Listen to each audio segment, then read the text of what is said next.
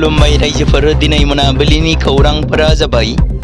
गिबि खौराङाव दङ आसाम बिधान सभानि लग'निफ्राय बर' रावखौ बोखारनाय जागोन आरो जिपिसिनि गनायथि गैयालासे लग'आव बाहायदोंमोन होनना सावरायजानाय आरो बर' आरो असमियानि गेजेराव दासान्दि समाजारि बिजोंनि गेजेरजों गोबां खेब बिदान्थेनि गेजेराव बेबादि जानायखौ नुनानै आथिखालनि आसाम आयेन आफादनि बुंथिगिरि रन्जित कुमार दासआ रैखा खालामनानै होफिनबाय, जेराव बिथाङा बुंदों दि आसाम आयेन आफादाव बे खेबाव हिन्दी रावखौ सोफानाय जागोन। बेयाव गुबुन रावखौ बोखारनाय एबा बोखारनायनि जेबो थांखि लायाखै, जेराव बे बाराव सिगांनि बायदि थाखानाय एसामिस, बर', इंराजिया थागोन, नाथाय बे बाराव हिन्दी रावखौबो सोफानानै गासै मोनब्रै रावा आसाम आयेन आफादाव बाहायजागोन होननानै रन्जित कुमार दासआ फोरमायथिदों। मख'जाथाव दि असमिया, इंराजि आरो बर' रावफोरजों लोगोसे आसाम बिधान सभायाव हिन्दी रावखौबो सोफादेरनो थांखि लानाय जादों। बे थिरांथा लानाय जायो आफादनि जेनेरेल पर्पस कमिटिनि जथुम्मायाव हिन्दी रावखौ माहारियारि राव महरै सोफादेरनाय। बुंथिगिरि रन्जित कुमार दासआ खौरांगिरि मेलनि गेजेरजों बे बाथ्राखौ फोरमायदों। आसाम आयेन आफादनि लग'आव बर' हांखोनि लिरनायखौ बोखारनो नागिरनायनि बनसुनि फिनजाथाय। बनसुआ क'क्राझार सहरनि गलाफोराव असमिया हांखोजों लिरनाय बेनार आरो साइनबर्डफोरखौ गोसोम खालिजों खोमोरदों।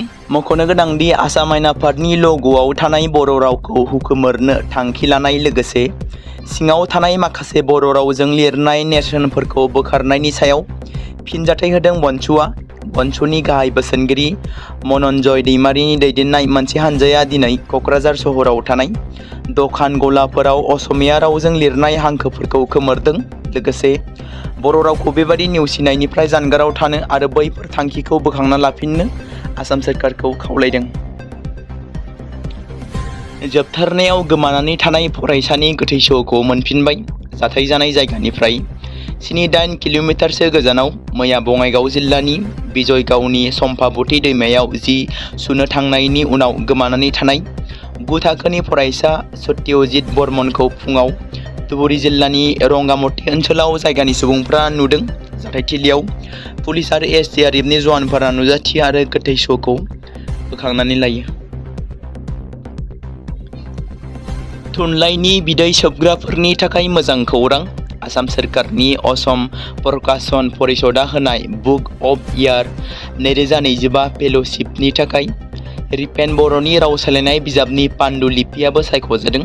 बे फेल'शिपनि थाखाय फोरमान बिलाइजों लोगोसे 50,000 रां होनाय जागोन होनना असम प्रकाशन परिषदआ फोसावदों। 1955 मायथाइयाव असमिया थुनलाइनि गिबिसिन साहित्य एकाडेमि बान्था मोननो हानाय गेदेमा लिरगिरि जतीन्द्र नाथ दुबरानि मुंदांखा खन्थाइ बिजाब बनफुल'खौ एखे मुङैनो बर' रावाव रिपेन बर'आ राव सोलायदोंमोन।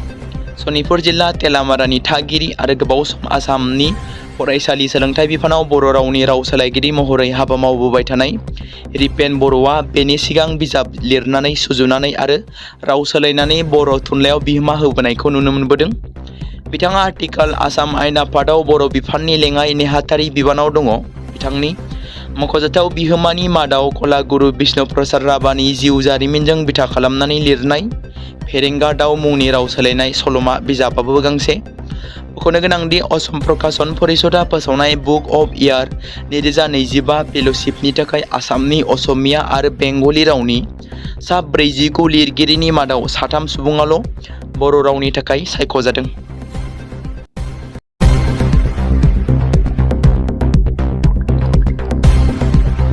बे समाव मोनसे गोजोनथाव खौरां। बाक्सा जिल्लानि बरमायाव थानाय रुरेल एकाडेमिया लानानै फैदों नोंथांमोननि थाखाय मोनसे गोजोनथाव खौरां। थांनाय एसएसएलसी आरो हायार सेकेन्डारिनि आनजादाव जाय फरायसा आरो फरायसुलिफोरा उथ्रिसारनो हायाखैमोन एबा फेल जादोंमोन, बेनि थाखाय रि-एग्जाम होफिननो गोसो गुदुं फरायसाफोरा थाबैनो बरमा सेकेन्ड गेटआव थानाय रुरेल एकाडेमियाव मुं थिसनफैनानै मेट्रिक आरो एचएस आनजादखौ होफिननो हागोन। बेनि अनगायैबो जाय फरायसाफोरा थांनाय मेट्रिक आरो एचएस आनजादाव नांगौ बादि जौखोन्दो एबा मार्क्स लानानै उथ्रिसारनो हायाखैमोन, बिथांमोनाबो बे रुरेल एकाडेमियाव एडमिशन खालामफैनानै मार्क्स इमप्रुभमेन्ट खालामनो हागोन। स्ट्रीम हिसाबै आर्ट्स, साइन्स आरो कमार्सनि गासैबो फरायसाफोरा रयेल एकाडेमियाव एडमिशन खालामनो हागोन। बेनि थाखाय थाबैनो 8761903455 नङाब्ला 87203585 जानबुं नम्बराव जगाजग खालामहरनो हागोन।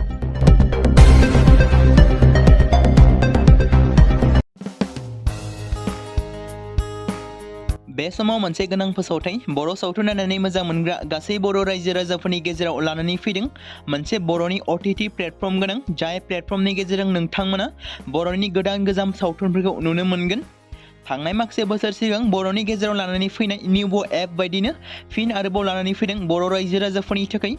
बे बाथ्राखौ मख'नाया गोनांदि 2025 मायथाइनि जानुवारि दानाव ओंखारनाय आंगो स्ट्रीम मुंनि मोनसे OTT प्लेटफर्म गोनां निउबो एपनि गेजेरजों नोंथांमोना गोबांथार बर'नि सावथुनफोर जेरै ट्रेजेडी, रमान्टिक, एक्शन आरो कमेडीजों बुंफबनाय सावथुनफोरखौ नुनो मोनगोन। जेरै सनानि नखर, थांखि गैयै समाज, अनसुला आफा, हिर', बिमा बायदि बाजै, अर, थैसाम, वान्टेड, संदान आरो रं नाम्बार बायदि सावथुनफोरा मख'जाथाव। बेफोर सावथुनफोरखौ नायनो थाखाय नोंथांमोना गिबियावनो आंगो स्ट्रीम एपखौ गावनि मबाइलाव थानाय प्ले स्ट'रनिफ्राय डाउनल'ड खालामनानै लोगोसे इनस्टल खालामनानै गावनि मबाइल नाम्बारजों लगइन खालामनानै लाग्रोनांगोन। बेनि उनाव नोंथांमोना गोबांथार नुनो मोनै सावथुनफोरखौ गुगोल पे, फन पे आरो पेटिएमजों रं नाम्बार सावथुनखौ नायनो थाखाय 60 रां आरो संदान सावथुनखौ नायनो थाखाय 80 रां, वान्टेड सावथुनखौ नायनो थाखाय 60 रां, थैसाम सावथुनखौ नायनो थाखाय 60 रां बेबायदिनो गोबांथार नुनो मोनै सावथुनफोरखौ नायनो थाखाय सुबिदा खालामनानै होदों आंगो स्ट्रीम प्लेटफर्मा। फिन नोंथांमोननि गेजेराव फोरमायबावनो लादों बर' सावथुन नायनानै मोजां मोनग्रा गासै बर' रायजो राजाफोरनि गेजेराव लानानै फैदों मोनसे बर'नि OTT प्लेटफर्म गोनां, जाय प्लेटफर्मनि गेजेरजों नोंथांमोना बर'नि नुनो मोनै सावथुनफोर जेराव गोदान गोजाम सावथुनफोरखौ नुनो मोनगोन। बे बाथ्राखौ मख'नाया गोनांदि 2025 मायथाइनि जानुवारि दानाव दिहुनजानाय आंगो स्ट्रीम मुंनि मोनसे OTT प्लेटफर्म गोनां एपनि गेजेरजों नोंथांमोना गोबांथार बर'नि ट्रेजेडी, रमान्टिक, एक्शन आरो कमेडीजों बुंफबनाय सावथुनफोरखौ नुनो मोनगोन। जेरै रं नाम्बार, संदान, वान्टेड, थैसाम, अर, बिमा बायदि बाजै, हिर', अनसुला आफा, थांखि गैयै समाज, सनानि नखर बायदि बायदि सावथुनफ्रा मख'जाथाव। बेफोर सावथुनफोरखौ नायनो थाखाय नोंथांमोना गिबियावनो आंगो स्ट्रीम एपखौ गावनि मबाइलाव थाखानाय प्ले स्ट'रनिफ्राय इनस्टल खालामनानै गावनि मबाइल नाम्बारजों लगइन खालामखांनायनि उनाव नोंथांमोना गोबांथार नुनो मोनै सावथुनफोरखौ गुगोल पे, फन पे आरो पेटिएमजों रं नाम्बार सावथुनखौ नायनो थाखाय 60 रां, संदान सावथुनखौ नायनो थाखाय 80 रां, वान्टेड सावथुनखौ नायनो थाखाय 60 रां, थैसाम सावथुनखौ नायनो थाखाय 60 रां बेफोरबायदिनो अर सावथुनखौ नायनो थाखाय 60 रां पे खालामनांगोन। बेबायदिनो गोबांथार नुनो मोनै बर' सावथुनफोरखौ नायनो थाखाय सुबिदा खालामनानै होदों आंगो स्ट्रीम प्लेटफर्मा। बे समाव मोनसे गोजोनथाव खौरां BTC हालामनि रायजो राजाफोरनि थाखाय मोनसे गोनां फोसावथाय। क'क्राझार जिल्लानि सिङाव थानाय बड'लेण्ड एकाडेमि सिनियर सेकेन्डारि स्कुला लानानै फैदों गोजोनथाव खौरां। बड'लेण्ड एकाडेमि सिनियर सेकेन्डारि स्कुला 2026 आरो 2027 सोलोंथाइ बोसोरनि थाखाय लानानै फैदों नार्सारिनिफ्राय लानानै थाखो 9 सिम फरायसा आरो फरायसुलिफोरनि गुन गोनां सोलोंथाइनि थाखाय खम बेसेनावनो गोदानै मुं थिसननायनि खाबुखौ होगासिनो दं। मख'जाथावदि क'क्राझार जिल्लानि हल्टुगाव आउटपस्टआव थानाय क'क्राझार तिनिआलिनि बड'लेण्ड एकाडेमि सिनियर सेकेन्डारि स्कुला गुन गोनां सोलोंथाइ होनायजों लोगोसे थाखो 9 नि थाखाय इलेक्टिभ साबजेक्ट महरै मेथामेटिक्स, जिअ'ग्राफि, हिन्दी, हिस्टरि बायदि आयदाखौ लानो हागोन। मोजां सोलोंथाइ लानायनि अनगायैबो बड'लेण्ड एकाडेमि सिनियर सेकेन्डारि स्कुलाव उफ्रा सोलोंथाइ हिसाबै environment field study, English speaking course बायदिखौ लाफानानै सोलोंथाइ लानो हागोन। बेनि अनगायैबो गोजान लामा हान्थिनानै फरायग्रा फरायसा फरायसुलिफोरनि थाखाय आलादायै मोजां हस्टेलाव थानानै फरायनो हानायनि खाबुफोर होनाय जादों। बेनि थाखाय नोंथांमोना आबुङै मिथिबावनो थाखाय एबा थोंजोङै फोनांजाब खालामहर 9101 488 399 जानबुं नम्बराव।